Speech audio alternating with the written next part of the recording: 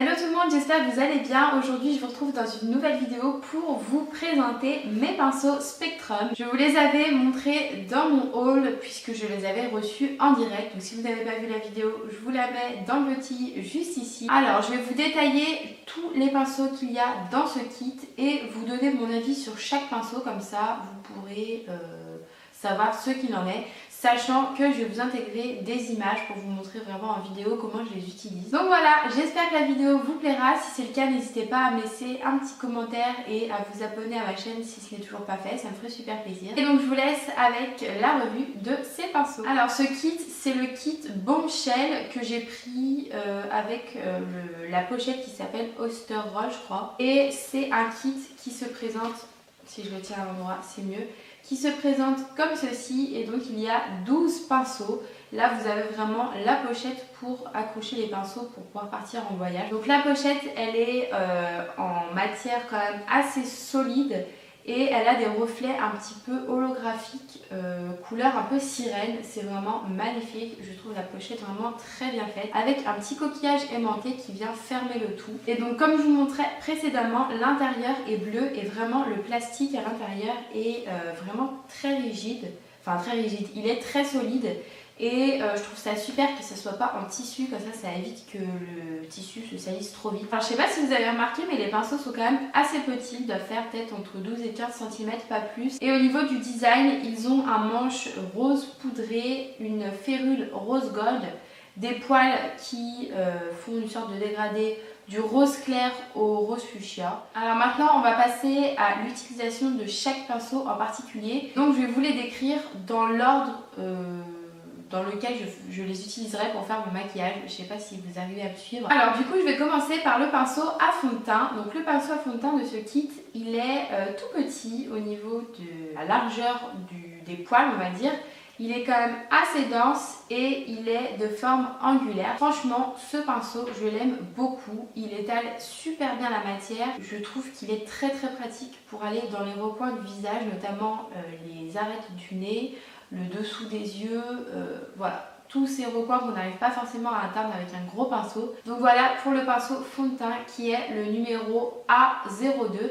Alors j'ai vu sur le petit guide qu'il y avait avec le kit que le A correspondait à application, le B correspond à blending, donc tout ce qui est estompage, et le C correspond à contour, donc tout ce qui va vous servir à structurer votre visage. Donc le prochain pinceau, c'est le numéro C03 qui s'appelle Tulip Powder, qui est en forme d'œuf. Donc j'ai déjà le même chez Zoeva mais qui est beaucoup plus gros.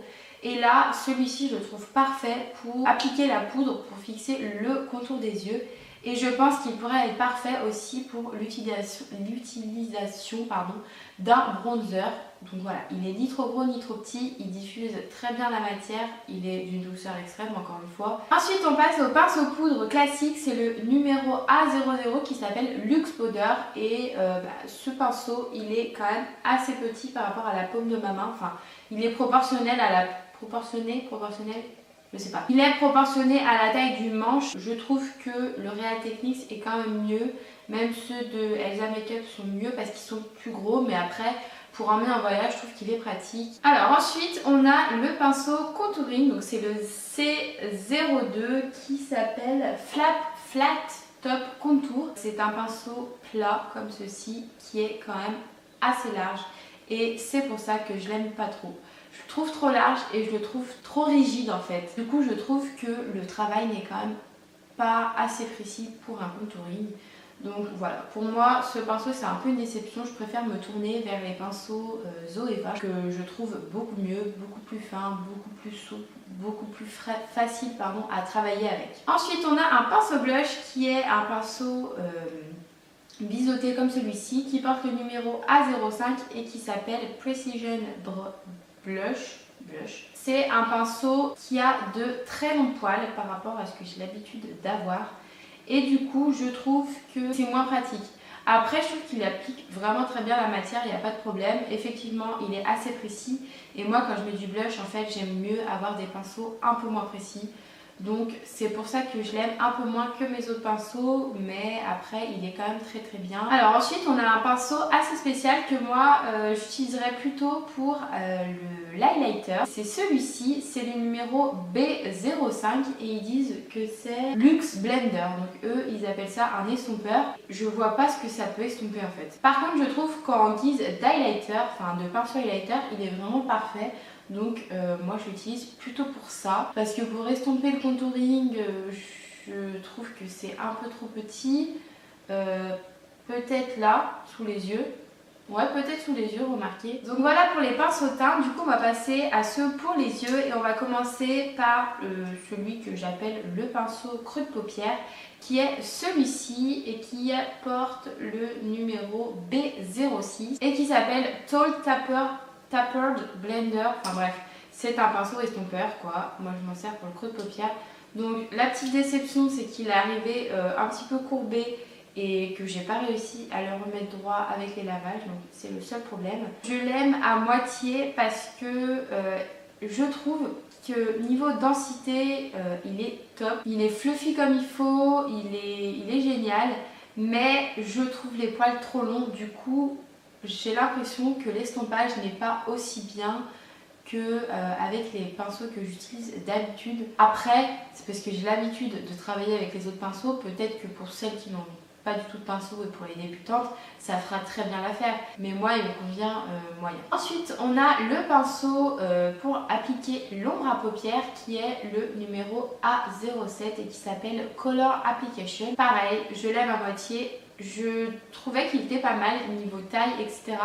Mais il est trop dur je trouve. Ensuite on a un autre pinceau qui ressemble à un pinceau estompeur mais en beaucoup plus petit, numéro A12 et qui s'appelle Fluffy Pencil. Je l'ai essayé pour faire le creux de paupière et ça n'allait pas trop. Après je l'ai essayé pour faire mon ras de cils inférieur de manière floue. Là franchement c'était top. Il a la bonne densité, il est pas trop mou, pas trop dur.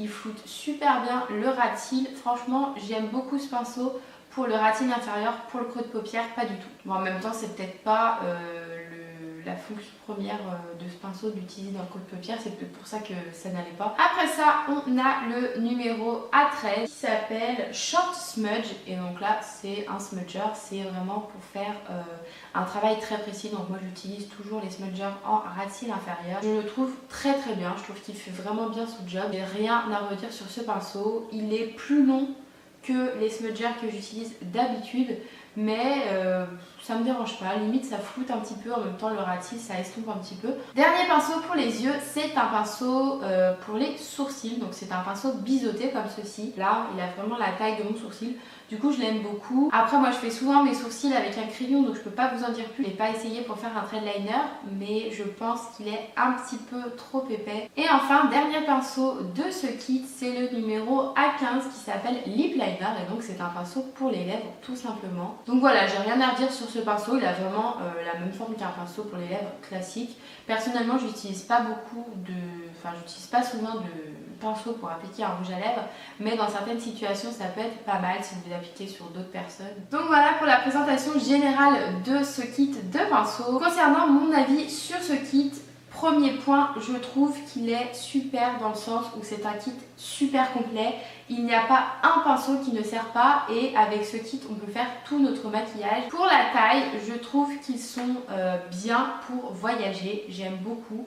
Leur douceur est géniale. Je les ai lavés une fois pardon. Ils ne perdent pas leur poil, donc ça c'est top. Et pour finir, il y a donc, comme vous l'avez vu, des pinceaux que je n'aime pas trop. Mais c'est pas grave puisque je vais donner ce kit à ma maman ou à ma petite soeur puisqu'elles n'ont pas beaucoup de pinceaux et qu'elles sont en galère à chaque fois pour se maquiller.